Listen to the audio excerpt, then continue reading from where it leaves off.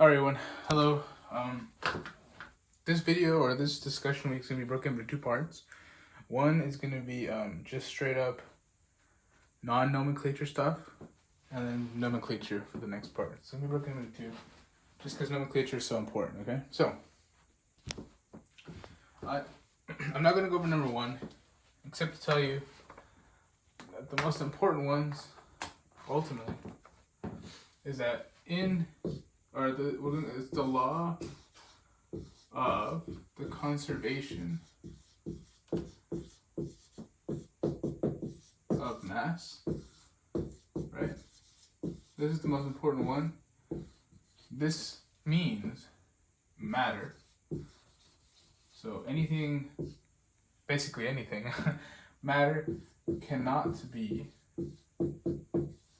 created or destroyed. This is the most important one to know, especially when we go into start balancing equations. It's going to be very important. All right, give me a second to get my AirPods.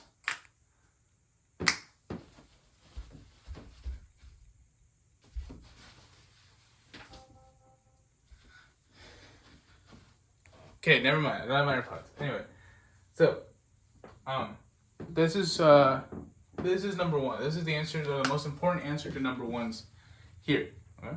All right, let's look at that. Okay. Number two, like I said, is also pretty important. Okay.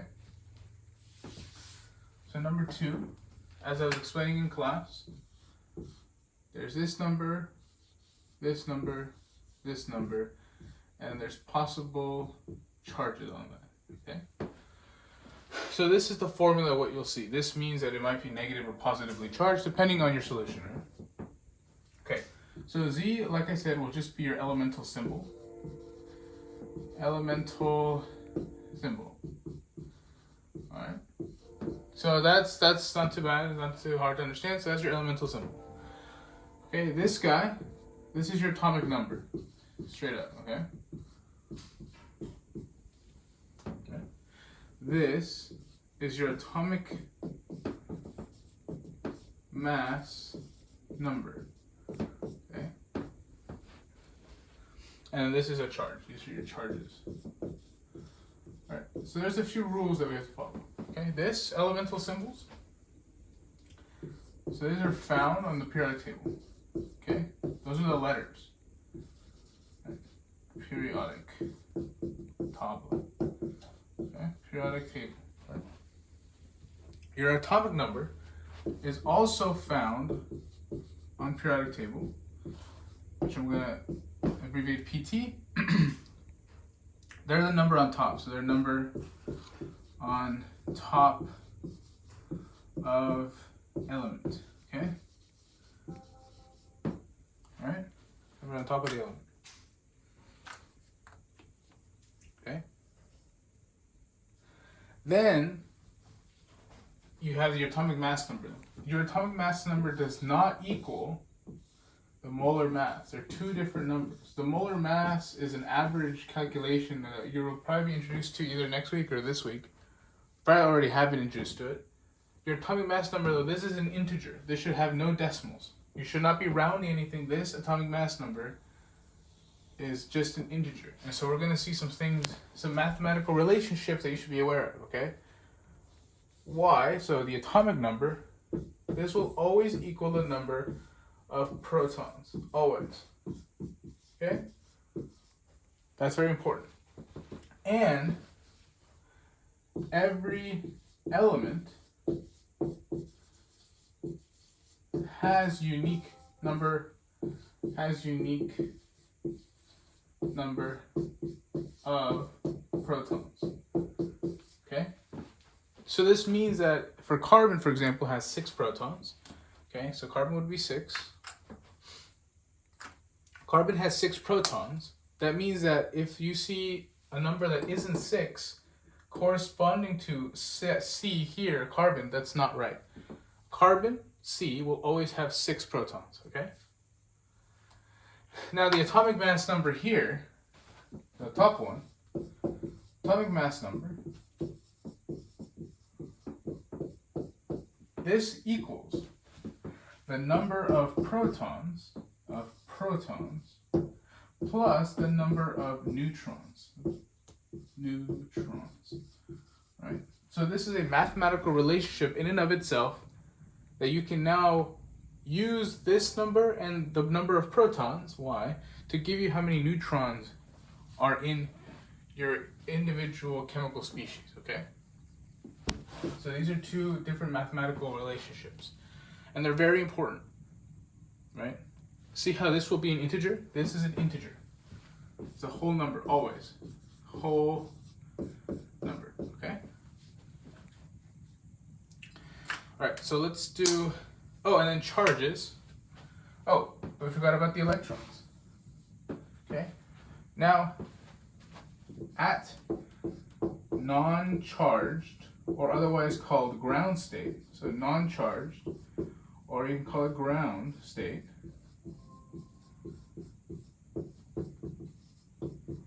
okay? The number of electrons equals the number of protons. No.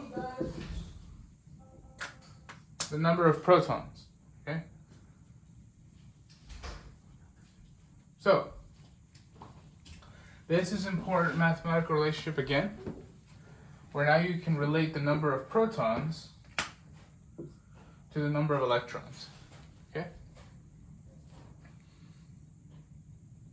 Okay, I'll let you guys look at that. We're going to keep the rules here, but I'm going to erase this. Okay. Let's do an example. I want to do acetate. CH3COO minus. Okay? So we're going to do exactly what we did on the worksheet. So, the total number of protons.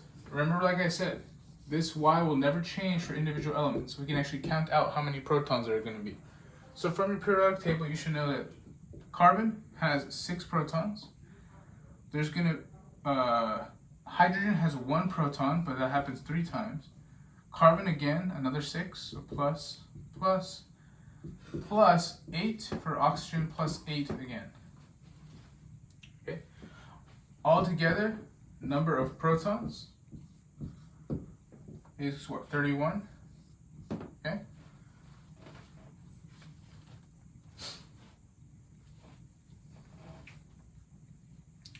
Now, for the number of neutrons for this one,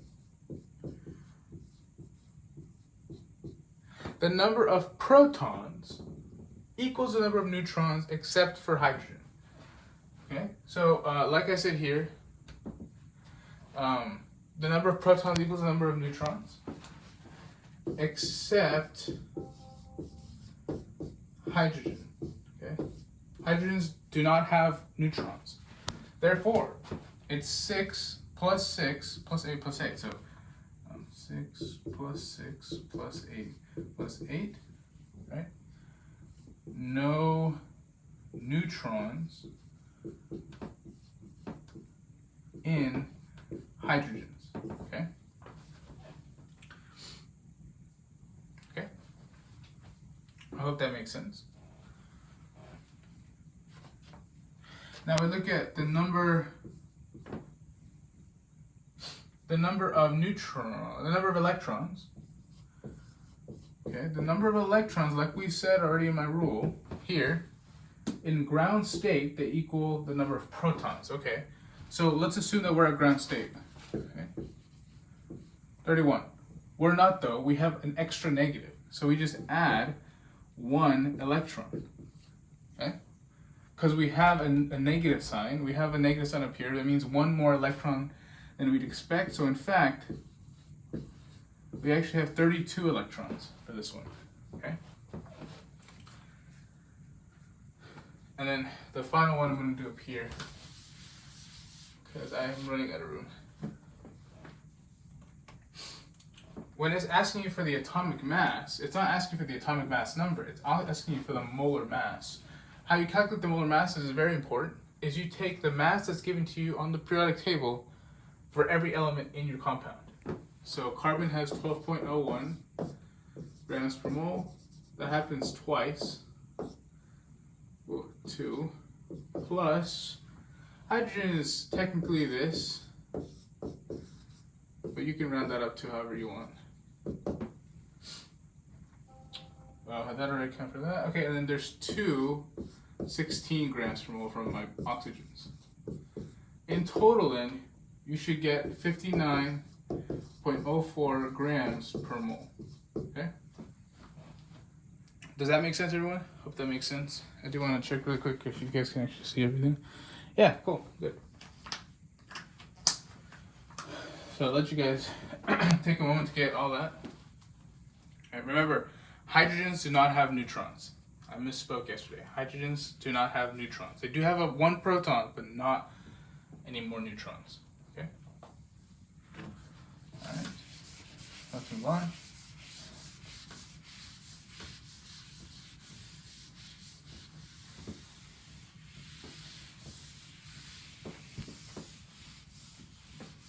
Next, we're going to cover the periodic table.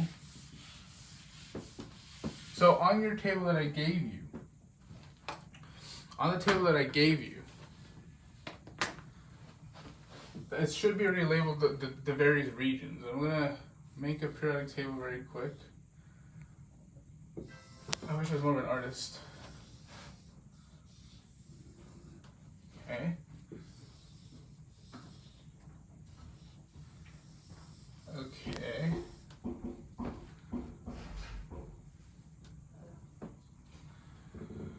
Alright, so these are this one here.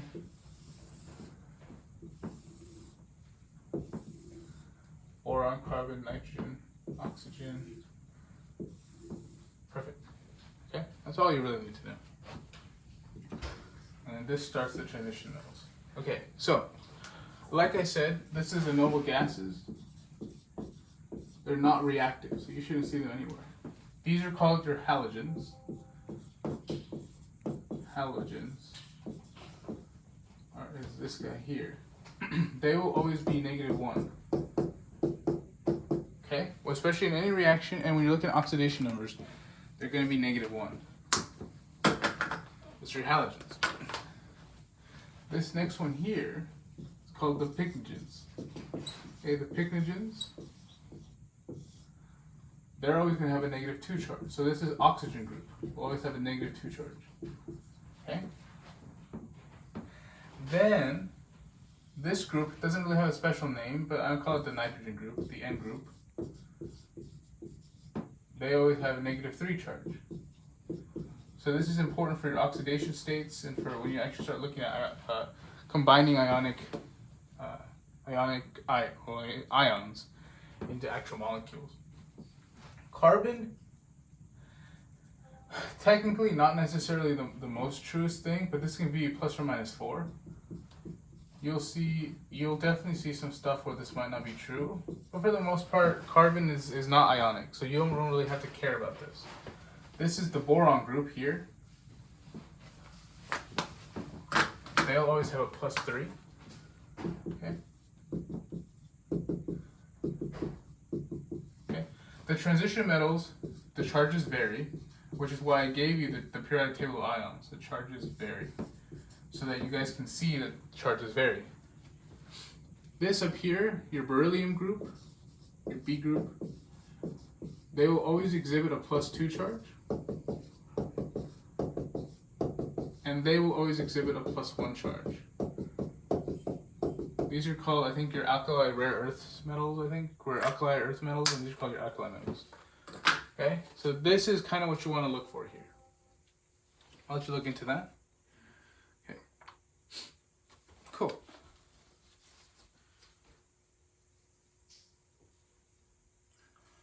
Okay.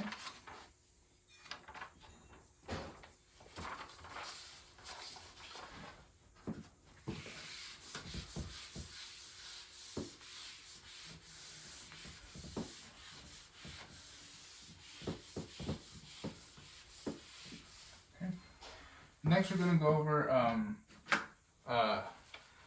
organic chemistry, apparently, which is I found kind of funny.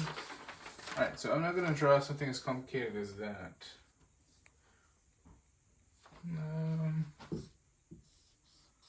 I want to make sure you guys get everything here.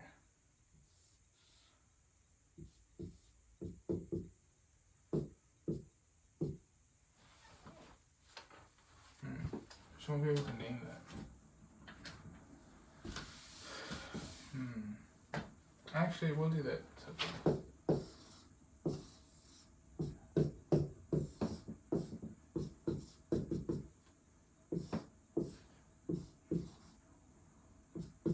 H2. Okay.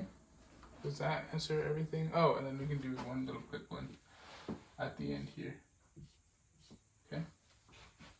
Just in case. Alright. Okay, everyone, so this is a molecule that I came up with in organic chemistry. I don't know the name because I just came up with it.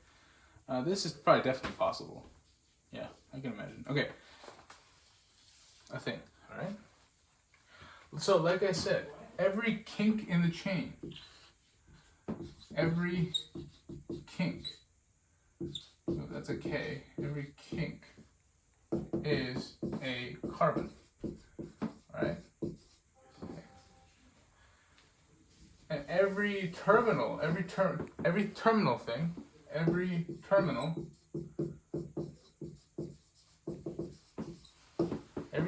that doesn't have anything specified,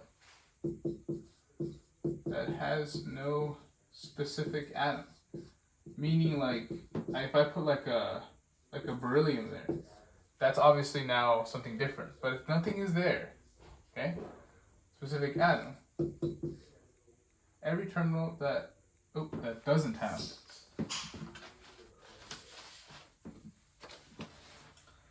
that has no specific atom is also a carbon. Okay, so the carbons are everywhere.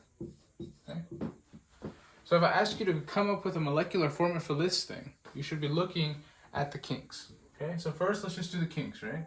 Don't worry about the hydrogens, just figure out the kinks.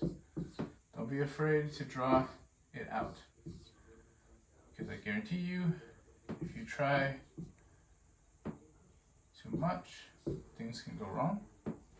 Okay, so this has 1, 2, 3, 4, 5, 6 carbons on the ring. Here's one carbon here, one carbon there, one carbon there, one carbon there, and one carbon there. Do you guys see how I got that? All these kinks correspond to a carbon. This carbon has an OH attached to it, and this carbon here should be going right here. It's called an amine group. Or just call it a nitrogen, doesn't matter. Okay? So now we have to know, okay? Based on what I told you about the periodic table, right? That carbon is plus or minus 4, nitrogen is minus 3. Now we assign those numbers to tell us how many bonds. So however, what the charge is, tell us how many bonds the thing can make. The carbons need 4 bonds. Okay? So as you can imagine, if a carbon doesn't have 4 bonds, then it needs to be put a hydrogen, okay? There's an implied hydrogen. So here, for example, has 1, 2, and 3. So this guy needs hydrogen. This one. 1, 2, 3. Every little line counts as a bond. Hydrogen. Same thing for this one, and this one, and this one. This one, though, right, has 1, 2, 3, 4.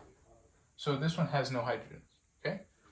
This one has 1, 2, 3. Therefore, there's 1 hydrogen here, and 1 hydrogen on that OH. Very easy to forget, okay?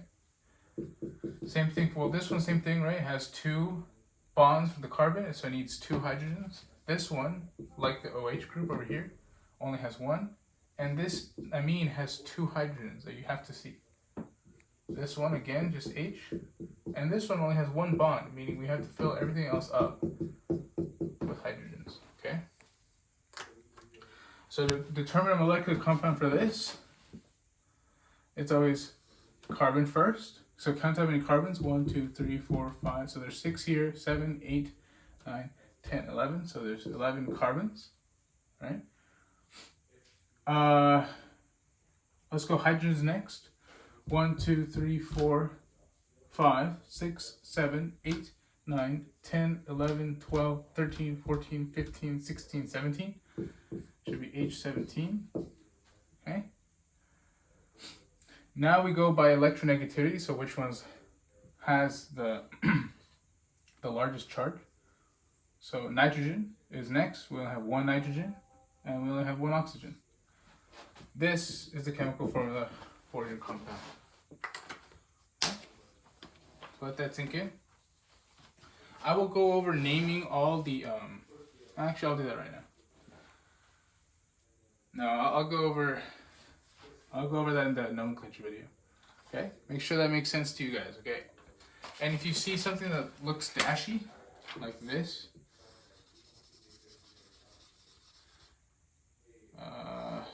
like that, okay? And then you kind of go up like that, whatever. If you see things that are densely like highlighted, that's still a kink. That just means it's coming towards you, like this. It's coming towards you from the paper. Or if you see a wedge like this, that means it's going behind the paper, away from you, okay? Let that sink in a little bit. Okay. The last thing we're going to cover for this video is oxidation numbers and how these guys work. Okay?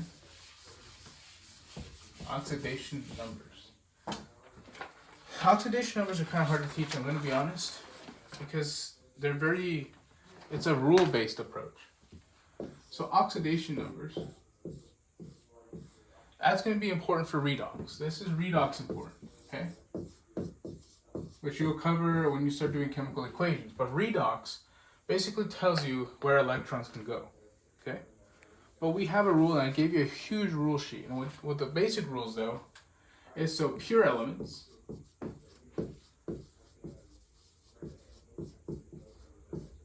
ox number is 0, okay? Pure elements, ox number is 0. Charged things, charged ions, match the charge. Match the charge, okay? Those are the two really big ones. And the one I like is oxygen, always -2. Nitrogen's -3, okay? Hydrogen's +1. So remember that the charge that I gave you in the periodic table, the plus ones on these sides and the negative ones on this side, that all carries, okay? All right, so I want to let you look at that really quick because I'll do an example to kind of show you what I mean.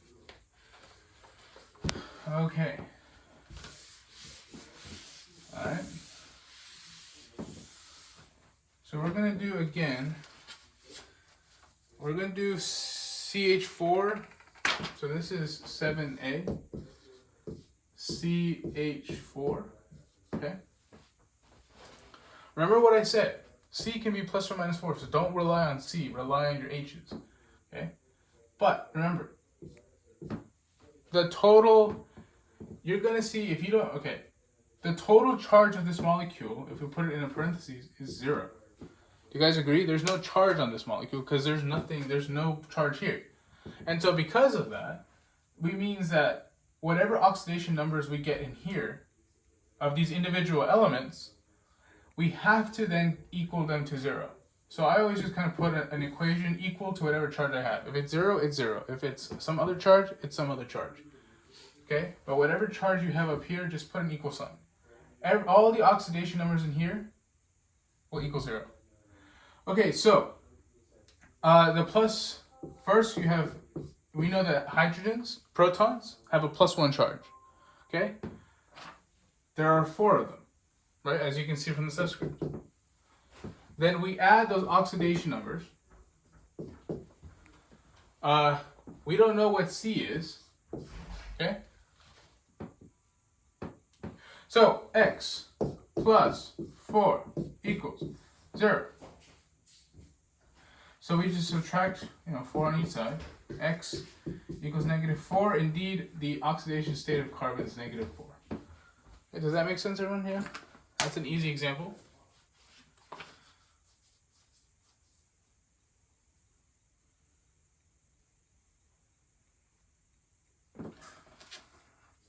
Okay, let's go do a D. Let's do D.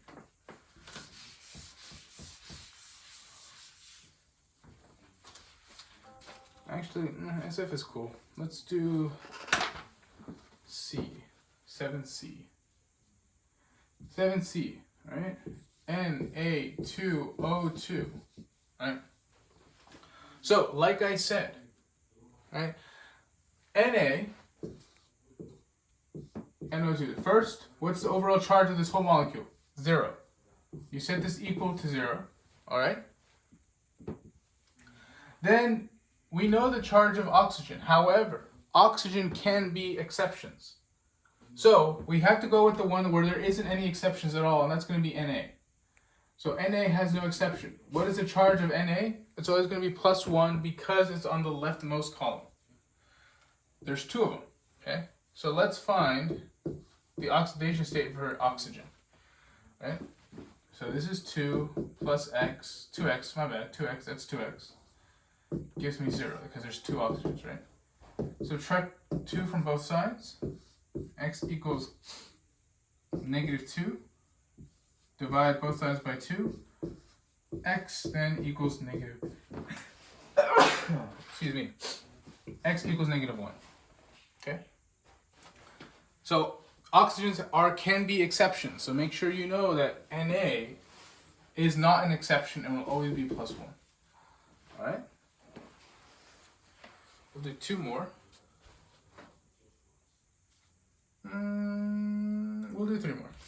There's another one I want you guys to look at really quick. Okay, so that's 7C. 7D is next. This is called potassium permanganate. It's kind of a cool compound. It's purple. Potassium permanganate. Again, this is equal to 0. That's the charge, right? Actually, can we do that? That might be more interesting. Let's do that. That's more interesting. It's not potassium anymore. I don't want that. I'm going to morph this a little bit. -1. This is permanganate now. Okay? So, this is just permanganate.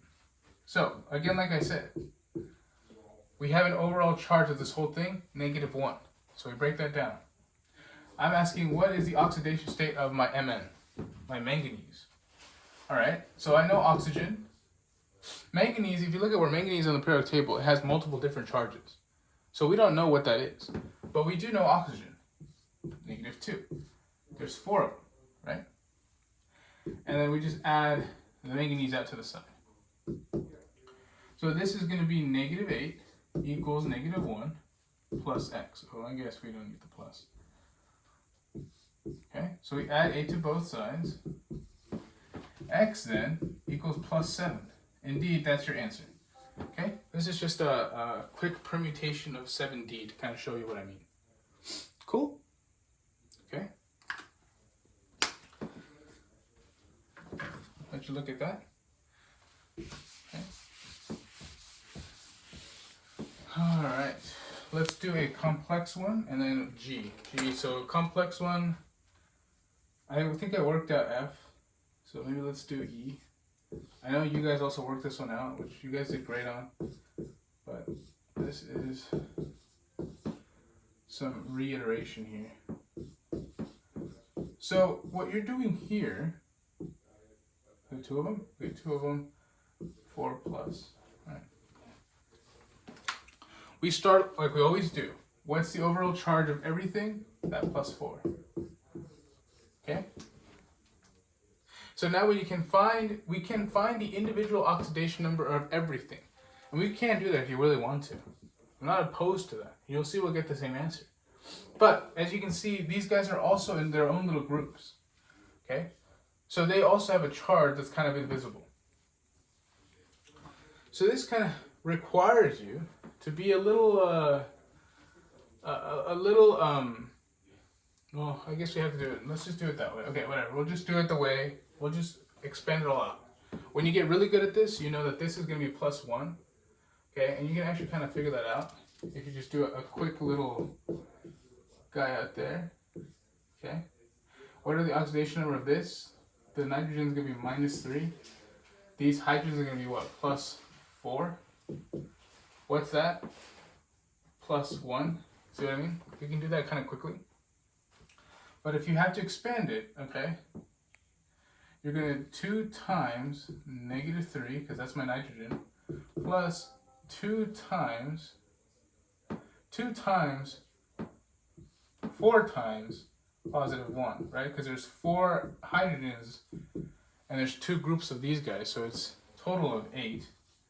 8 plus 1 plus 2 minus 3, still +4. Water, right?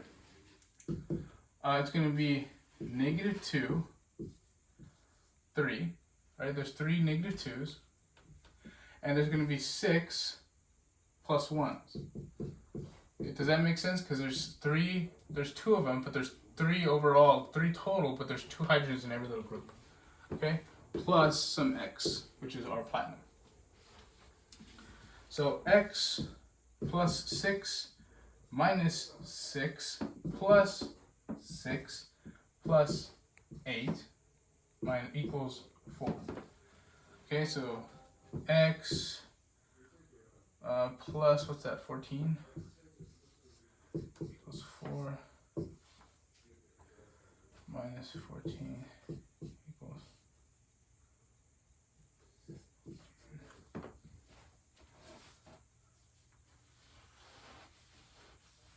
Did I do this correctly? Yeah, that's my hydrogens. Interesting. Because this should have been, but this, something's wrong about this term here. This one strikes me weirdly. There's 2 minus 3 is plus. Oh, is that -6 again? Oh, sorry guys, that might have been -6.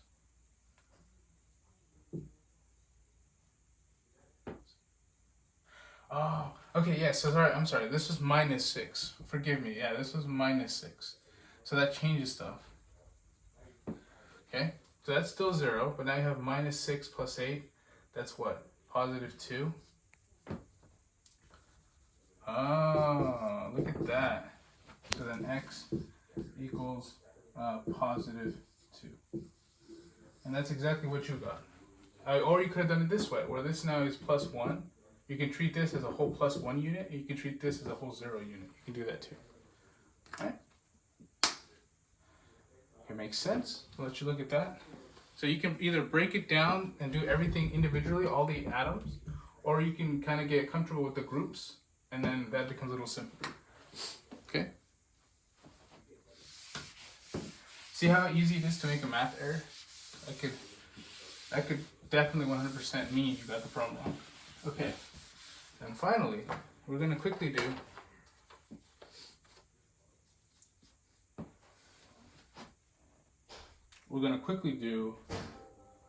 a 7G, which has magnesium hydride. Okay? So, we want to compare something though. This is ammonia. Okay? When you look at the periodic table, magnesium and this guy's a special case, but magnesium is a metal. Hydrogen is a gas. Although it's on the left side, it's a gas, and it can exist in both forms. So this is a metal, which is going to be plus. You can't have another plus, so that means this has to be negative. Not -1 necessarily. I mean, it is -1, but that's just for example. But this exactly the same. Well, this is the opposite, right? Because the nitrogen always has to be -3. Therefore, that H has to be a +1. Okay? In this case, we see the exact same thing. Magnesium is in group 2, so it's actually +2. So this hydrogen is called a hydride, special hydride. There's 2 of them. That gives you 0, and then this also gives you 0. So remember, hydrogens can change depending on what is their partner. But I'll leave that for you there. Okay? And that is mentioned on the cheat sheet. Alright, I'll see you guys on the nomenclature video.